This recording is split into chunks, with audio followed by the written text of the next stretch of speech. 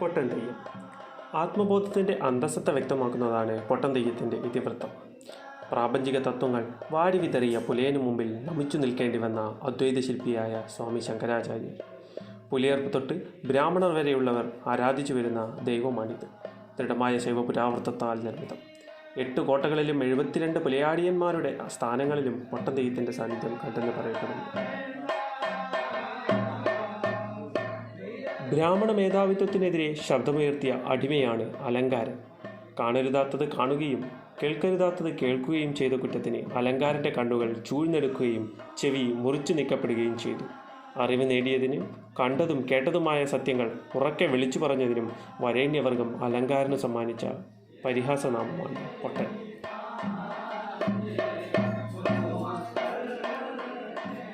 ശ്രീ പരമേശ്വരൻ ചണ്ഡാലവേഷധാരിയായി ശ്രീ ശങ്കരാചാര്യരെ പരീക്ഷിച്ച പുരാവൃത്തത്തിൻ്റെ പശ്ചാത്തലത്തിൽ ഉണ്ടായതാണ് ഈ തെയ്യമെന്ന് ചിലർ വിശ്വസിക്കുന്നു. അതുപ്രകാരം ശങ്കരാചാര്യർ അലങ്കാരൻ എന്ന പുലയോരുമായി വാഗ്വാദം നടത്തിയത് കണ്ണൂർ ജില്ലയിലെ പുളിങ്ങോം എന്ന പ്രദേശത്ത് വെച്ചാണെന്ന് വിശ്വസിക്കപ്പെടുന്നു. അതിപുരാതനമായ ശങ്കരനാരായണ ക്ഷേത്രത്തിൽ തലക്കാവരിയിലേക്കുള്ള യാത്രാമധ്യേ ശങ്കരാചാര്യർ അവിടെ എത്തിച്ചേർന്നുവെന്നും അവിടെ കൂടിയവരോടും അദ്വൈത തത്വത്തെക്കുറിച്ച് പ്രഭാഷണം നടത്തവേ അകലെ കുന്നിൻ ചെരുവിൽ ഇരുന്ന് അലങ്കാരൻ എന്ന പുലയുവാവ് അത് കേട്ടുവെന്നുമാണ് വിശ്വാസം. പിറ്റേന്ന് പുലർച്ചെ തലക്കാവരിയിലേക്ക് പുറപ്പെട്ട ആചാര്യനോട് വഴിയിൽ നിന്ന് തീണ്ടലിനെ പറ്റി വാഗ്വാദം നടത്തി. അലങ്കാരൻ്റെ ചോദ്യങ്ങൾക്ക് മറുപടി ഇല്ലാതെ വന്ന ശങ്കരാചാര്യർ സമദർശിയായി മാറിയെന്നും കീഴ്ജാതിക്കാരനെ ഗുരുവായി വണങ്ങിയെന്നും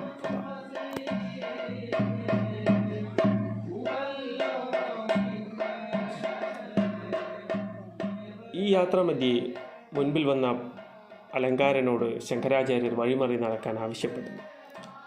ഇങ്ങെല്ലാം കാടല്ലോ, ഇങ്ങെല്ലാം ഉള്ളു, എങ്ങനടിയൻ വടിപിരിയേണ്ടു എന്ന് ശങ്കരനോട് തിരിച്ച് അലങ്കാരൻ ചോദിക്കുന്നു. ഒക്കത്ത് കുഞ്ഞുണ്ട്, തലയിലും കള്ള്, എങ്ങനടിയൻ വഴിപിരിയേണ്ടു എന്നും ചോദിക്കുന്നു. സമയം തിരിതിരി പുലയ എന്ന് അലറി ശങ്കരാചാര്യർ. അപ്പോഴൊരു പൊട്ടൻ ചിരിച്ചിരിച്ചു പുലയൻ. എതിർത്തു നിന്നെടുത്തു വന്നു തെറ്റടാ പുലയ എന്ന് പിന്നെയും അലറി ശങ്കരാചാര്യർ. അന്നേരം തെറ്റെന്ന് കേട്ട് തെറ്റുവാനെന്തു മൂലം, തെറ്റല്ലേ ചൊവ്വരിപ്പോഴും തെറ്റുവാൻ ചൊല്ലിയത്, തെറ്റുവാനൊന്നും കൊണ്ടും പറ്റുകയില്ല പാർത്താൽ എന്ന് തിരികെ ചൊല്ലി പുലയൻ.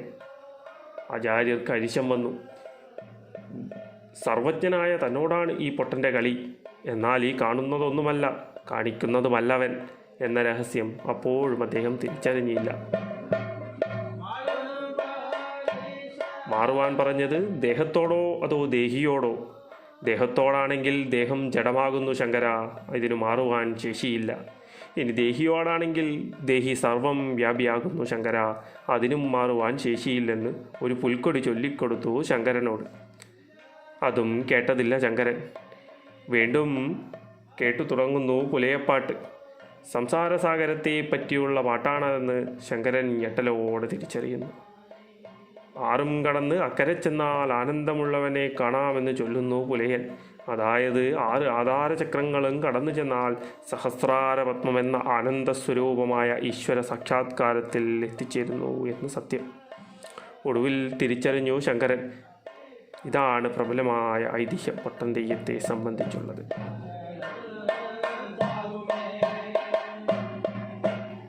പുളിങ്ങോത്തു നിന്ന് തലക്കാവരിയിലേക്കുള്ള ആ കാട്ടുവഴിപ്പാത എന്നും ഉണ്ട്.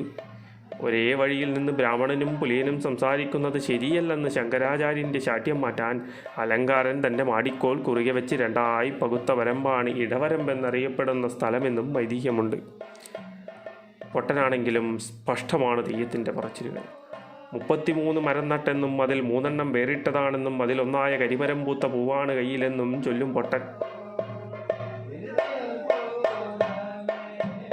33 മരം, അതായത് 30 മുക്കോടി ദേവകളെ പ്രതിനിധീകരിക്കുകയും അതിൽ 3 വേറിട്ടത്, അതായത് ത്രിമൂർത്തികളാണെന്നും അതിൽ വേറിട്ടത് കരിമരം, അതായത് അത് പരമശിവനാണെന്നും പൊട്ടൻ ചൊല്ലുന്നു.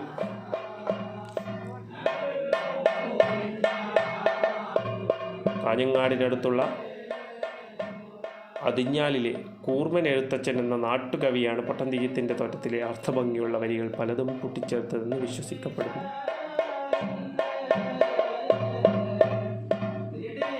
ബാക്കി തെയ്യങ്ങൾ വടക്കോട്ട് തിരിഞ്ഞ് മുടിയും മണിയലവും അണിയുമ്പോൾ തെക്കോട്ട് തിരിഞ്ഞാണ് പൊട്ടൻ തെയ്യത്തിൻ്റെ ഒരുക്കങ്ങൾ.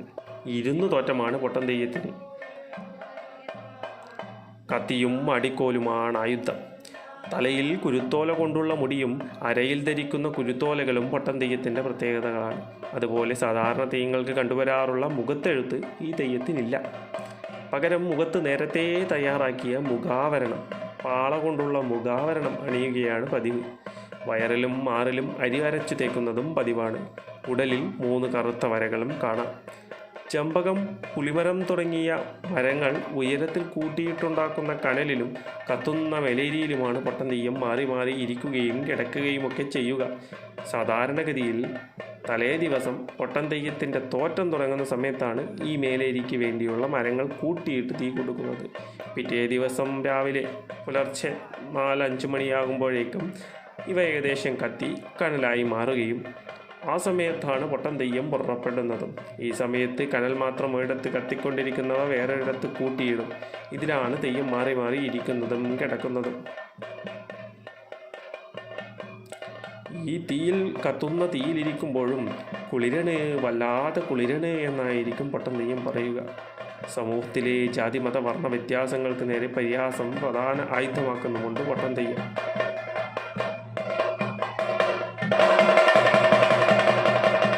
പൊട്ടൻ ദൈവത്തിനകത്ത് തന്നെ 3 വ്യത്യസ്ത രൂപങ്ങൾ നമുക്ക് കാണാം. അതായത് പുലമാരുതൻ, പുലപ്പൊട്ടൻ, പുലച്ചാമുണ്ടി എന്നീ 3 രൂപങ്ങൾ. ആദ്യത്തെ രൂപം എന്നത് പുലമാരുതൻ നന്ദികേശൻ എന്നാണ് വിശ്വസിക്കപ്പെടുന്നത്. ചടുലമായ നൃത്ത ചുവടുകളാണ് പുലമാരുതൻ ദൈവത്തിൻ്റെ പ്രത്യേകത. പിന്നീട് തോറ്റമാണ്. തോറ്റത്തിന് ശേഷം പുലപ്പൊട്ടനിലേക്ക് പ്രവേശിക്കുന്നു. പുലപ്പൊട്ടൻ അഥവാ സാക്ഷാൽ പരമശിവൻ കുരുത്തോല കൊണ്ട് തലയ്ക്ക് പിറകിൽ മുടികൾ തിരികെ വയ്ക്കുകയും പിന്നീട് കനലാട്ടത്തിലേക്ക് പ്രവേശിക്കുന്നതും ഈ പുലപ്പൊട്ടൻ ദൈവമാണ്. ശിവന്റെ സംഹാര താണ്ഡവം. തീയിലൂടെ പിന്നീട് നടക്കുന്നത് ഒരു വലിയ ഓട്ടപ്പാച്ചിലാണ്. കൂട്ടിയിട്ട കനലുകളും കത്തിച്ചു വെച്ച ചൂട്ടുകളുമാണ് പിന്നീട് ആ കളം നിറയെ കാണുക. ഉഗ്രമൂർത്തിയായ ശിവൻ ചുടലക്കാട്ടിൽ സംഹാര താണ്ഡവം ആടുന്ന പ്രതീതിയാണ് അപ്പോൾ ആ കളത്തിൽ തെളിയുന്നത്. തൻ്റെ യഥാർത്ഥ രൂപം പുറത്തെടുത്ത് നിർവൃതിയിൽ സർവവും ചുട്ടുചാമ്പലാക്കുവാൻ പോകുന്ന പൊട്ടൻ കോലമായി പെട്ടെന്ന് രൂപം മാറുന്നു. വെട്ടിയിട്ടതുപോലെ പൊട്ടൻ തെയ്യം ആ കനലുകളിലേക്ക് വന്നു വീഴുമ്പോൾ ചുറ്റും തീക്കനലുകൾ പാറുന്നതും ചരം പാർക്കുന്നതും കാണാം. പിന്നീട് ഇതിനുശേഷം കലശം പ്രസാദ വിതരണമാണ്. അതിനുശേഷം 3-ാം രൂപമായ പുലച്ചാമുണ്ടിയിലേക്ക് പ്രവേശിക്കുന്നു. പുലച്ചാമുണ്ടി സാക്ഷാൽ ശ്രീ പാർവതി. നാടിനും നാട്ടുകാർക്കും ആലോകർക്ക് മൊത്തം നന്മയും ഐശ്വര്യവും നേർന്നുകൊണ്ട് കാത്തു നിൽക്കുന്നവർക്ക് മറുപടിയും പറഞ്ഞുകൊണ്ട് പൊട്ടൻ തെയ്യം കളം വിടുന്നു. പരിഷ്കാരങ്ങളും ആർഭാടങ്ങളും നിറഞ്ഞ ഈ ലോകത്തിൽ ഇവർ എന്നും പൊട്ടന്മാരായി മാത്രം നിൽക്കും. ഇന്നും നിലനിൽക്കുന്ന ജാതീയതയ്ക്കെതിരെ പിറുപിറുത്തുകൊണ്ട് അട്ടഹസിച്ചുകൊണ്ട് ആർത്ത് വിളിച്ചുകൊണ്ടും പൊട്ടൻ തെയ്യങ്ങൾ കളം നിറഞ്ഞാടും.